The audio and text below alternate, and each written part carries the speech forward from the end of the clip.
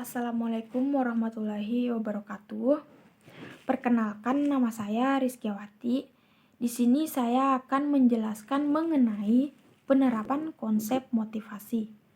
Motivasi ialah suatu penggerak dari dalam hati seseorang untuk melakukan atau mencapai suatu tujuan. Motivasi juga bisa dikatakan sebagai rencana atau keinginan untuk menuju kesuksesan dan menghindari kegagalan dalam hidupnya. Dan kata lain, motivasi adalah sebuah proses untuk tercapainya suatu tujuan, dan seseorang yang telah mempunyai motivasi berarti ia telah mempunyai kekuatan untuk memperoleh kesuksesan dalam kehidupannya. Dan motivasi juga berupa motivasi intrinsik dan motivasi ekstrinsik. Motivasi intrinsik adalah sifat bekerja yang membuat seseorang termotivasi, mendapat kepuasan dengan melakukan pekerjaan karena rangsangan seperti status, uang yang bisa dikatakan seseorang melakukan hobinya. Selanjutnya, motivasi ekstrinsik. Motivasi ini adalah elemen-elemen di luar pekerjaan yang melekat di pekerjaan tersebut menjadi faktor utama yang membuat seseorang termotivasi seperti status ataupun kompensasi. Selanjutnya, definisi motivasi.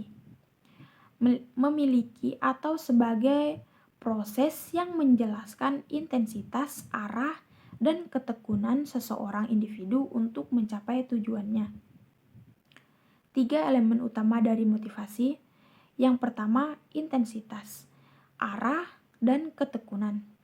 Intensitas adalah berhubungan dengan seberapa giat seseorang berusaha, dan arah berhubungan dengan pengaitan upaya kepada arah dan tujuan yang menguntungkan organisasi, dan serta mempertimbangkan kualitas serta intensitas upaya secara bersamaan. Dan ketekunan adalah merupakan ukuran mengenai berapa lama seseorang bisa mempertahankan usahanya. Dalam konsep motivasi telah berusaha dikembangkan oleh banyak orang. Dan beberapa teori yang paling terkenal mengenai motivasi antara lain teori hierarki kebutuhan, teori X dan teori Y, teori 2 faktor, teori kebutuhan MC, teori evaluasi kognitif, teori penentuan tujuan, teori MBO, teori efektivitas,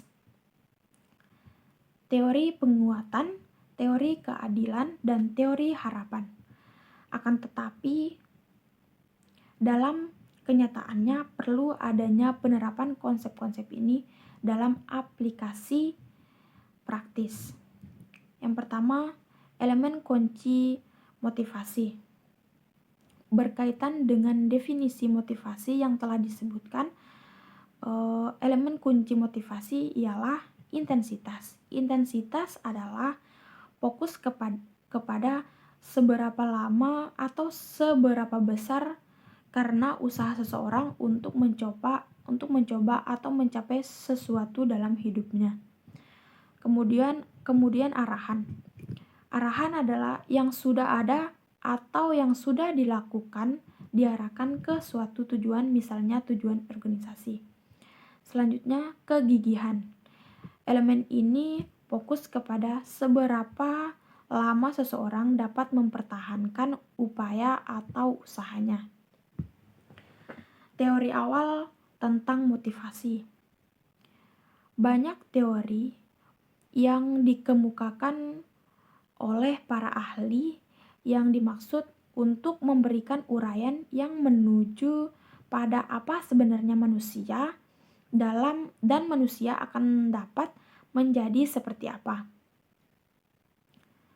Pendekatan teori motivasi menjadi 5 kategori, yaitu teori kebutuhan, teori penguatan, teori keadilan, teori harapan, teori penetapan sasaran. Dalam motivasi Abraham, mengemukakan bahwa pada dasarnya semua manusia memiliki kebutuhan pokok. Ia menunjukkannya dalam 5 tingkatan yang berbentuk piramida. Orang memulai dorongan dari tingkatan bawah. 5 tingkat kebutuhan itu dikenal dengan sebutan hierarki kebutuhan Maslow. Dimulai dari kebutuhan biologis dasar sampai motif psikologis yang lebih kompleks, yaitu hanya akan penting setelah kebutuhan dasar terpenuhi. Kebutuhan pada suatu dasar terpenuhi, pada suatunya peringkat paling tidak harus terpenuhi sebagai sebagian sebelum kebutuhan pada peringkat berikutnya menjadi penentu tindakan yang penting. Yang pertama, kebutuhan fisiologis atau rasa lapar, rasa haus, dan sebagainya. Yang kedua, kebutuhan rasa aman, yaitu merasa aman dan terlindungi jauh dari bahaya. Yang kedua, kebutuhan akan rasa cinta dan rasa memiliki berafiliasi dengan orang lain. Kebutuhan akan penghargaan, berprestasi, berkompetensi, dan mendapatkan dukungan serta pengakuan. Kebutuhan aktualisasi, kebutuhan kognitif, mengetahui, memahami, dan menjelajahi. Kebutuhan estetik, keserasian, keteraturan, dan keindahan. Kebutuhan aktualisasi diri, mendapatkan kepuasan diri dan menyadari potensinya. Bila mana dan rasa aman sulit diperoleh, pemenuhan kebutuhan tersebut akan mendominasi tindakan seseorang dan motif-motif yang telah atau yang lebih tinggi akan menjadi kurang signifikan. Orang hanya mempunyai waktu dan energi untuk menekuni minat estetika dan intelektualnya. Jika kebutuhan dasarnya sudah dapat dipenuhi dan mudah karya seni dan karya ilmiah tidak akan tumbuh subur dalam masyarakat dan anggotanya masih harus bersusah payah mencari makan, perlindungan, dan rasa aman. Selanjutnya, teori motivasi.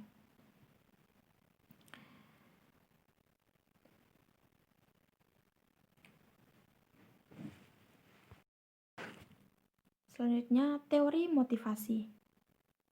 Ada 2 jenis faktor yang mendorong seseorang untuk berusaha mencapai kepuasan dan menjauhkan diri dari ketidakpuasan. 2 faktor ini disebutkan faktor higiene atau faktor ekstrinsik dan faktor motivator atau faktor intrinsik. Faktor higiene memotivasi seseorang untuk keluar dari ketidakpuasan, termasuk di dalamnya adalah hubungan antar manusia, imbalan, kondisi lingkungan, dan sebagainya.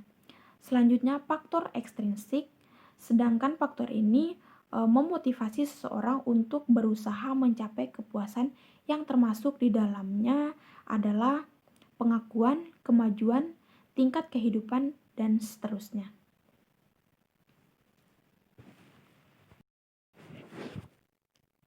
Selanjutnya, tinggi rendahnya motivasi seseorang ditentukan oleh 3 komponen. Yang pertama, ekspektasi atau harapan. Ekspektasi atau harapan adalah keberhasilan pada suatu tugas. Dan yang kedua, instrumentalis, yaitu penilaian tentang apa yang akan terjadi jika berhasil dalam melakukan suatu tugas atau keberhasilan tugas untuk mendapatkan outcome tertentu. Dan yang ketiga, valensi. Valensi yaitu respon terhadap outcome seperti perasaan positif, netral, atau negatif.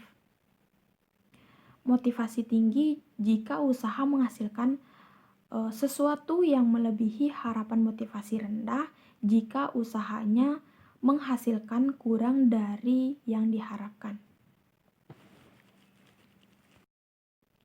Sekian penjelasan mengenai penerapan konsep motivasi dari saya. Apabila ada salah kata mohon dimaafkan. Wabillahi taufiq wal hidayah. Wassalamualaikum warahmatullahi wabarakatuh.